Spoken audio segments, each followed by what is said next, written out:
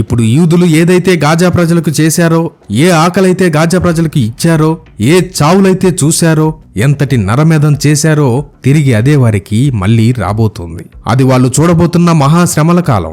దానియేలు గ్రంథంలో చెప్పబడ్డ 1335 రోజుల మహాశ్రమల కాలం. దానియేలు గ్రంథము 12వ అధ్యాయము 12వ వచనం. ఆ కాలమందు నీ జనుల పక్షమున నిలుచున్నట్టి మహా అధిపతియగు మిఖాయేలు వచ్చును. అప్పుడు నీ జనులు రాజ్యముగా కూడిన కాలము మొదలుకొని ఈ కాలము వరకు ఎన్నటికి నీ కలుగునంత ఆపద కలుగును. అయితే నీ జనులలో గ్రంథమునందు దాఖలైన వారెవరో వారు తప్పించుకొందురు. మహాశ్రమల కాలంలో యూదులలో నుండి 1,44,000 మంది మాత్రమే కాపాడబడబోతున్నారు. మిగిలిన వాళ్ళు సువార్తను త్రోసివేయడం ద్వారా క్రీస్తు విరోధి చేత చంపబడతారు. ఇది జరగడానికి రంగం సిద్ధమైంది. యూదులకు క్రీస్తు విరోధి సహాయం చేస్తాడు. ఇది రాజకీయంగా అయినా జరగొచ్చు, లేదా మతపరంగా అయినా జరగొచ్చు. క్రీస్తు విరోధి పాలన 7 సంవత్సరాలు. ఇందులో మొదటి 1260 రోజులు అనగా 3.5 సంవత్సరాలు లేదా 42 నెలలు క్రీస్తు విరోధి పాలన ఏలియా మోషే యొక్క పరిచర్య ఉంటుంది. మధ్యలో క్రీస్తు విరోధి ఒప్పందం ఉల్లంఘిస్తాడు. మిగతా 1260 రోజులు లేదా 42 నెలలు యూదులను హింసిస్తాడు.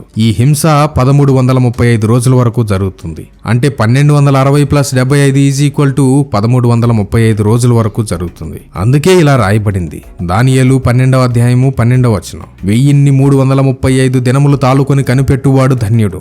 రెండవ ప్రపంచ యుద్ధాన్ని వాడుకుని హిట్లర్ యూదులను లేకుండా చేయాలని చూశాడు. ఇప్పుడు కూడా అలాంటిదే యూదులకు జరగబోతోంది. మొన్నటి వరకు ఏ నోర్లైతే ఇజ్రాయెల్ గొప్పది, ఎవరూ టచ్ చేయలేరని గొప్పగా పొగిడారో, రానున్న రోజుల్లో ఇజ్రాయెల్ దేశానికి తగిన శాస్తి జరుగుతుంది. అసలు యూదులనే లేకుండా చేస్తే ఈ గొడవలన్నీ ఆగుతాయి అనబోతున్నాయి. ఎందరో ప్రాణాలు కోల్పోతున్నారు. స్త్రీలు చెరపడబోతున్నారు. అమాయకులు చంపబడబోతున్నారు. యూదులు దేశం వదిలి పారిపోయేలా చేయబోతున్నారు. అది ఊహించడానికి కూడా భయంకరంగా ఉంది. అది ఎలా ఉంటుందో అర్థం అవ్వాలంటే రెండవ ప్రపంచ యుద్ధం చూడండి. హిట్లర్ యూదుల దగ్గర నుండి అన్నీ లాక్కున్నాడు. వారి మీద దాడి చేశాడు. 2023వ సంవత్సరం అక్టోబర్ 7న ఇజ్రాయెల్ ప్రజల మీద జరిగిన దాడి ఒక ఎగ్జాంపుల్. అంతా బాగానే ఉంది అనుకుంటూ ఉండగా హమాస్ వాళ్ళు యూదుల మీద దాడి చేశారు. వారి స్త్రీలను ఎత్తుకెళ్లారు. యూదులను చంపారు. ఇప్పుడు కూడా అదే మాదిరి యూదుల స్థల వివాదం తొలగిపోయి మందిరం కట్టుకుని అంతా బాగానే ఉంది అనుకుంటున్న సమయంలో క్రీస్తు విరోధి అతను చేసిన ఒప్పందాన్ని ఉల్లంఘిస్తాడు. యూదుల దగ్గర నుండి అన్ని లాక్కుంటాడు.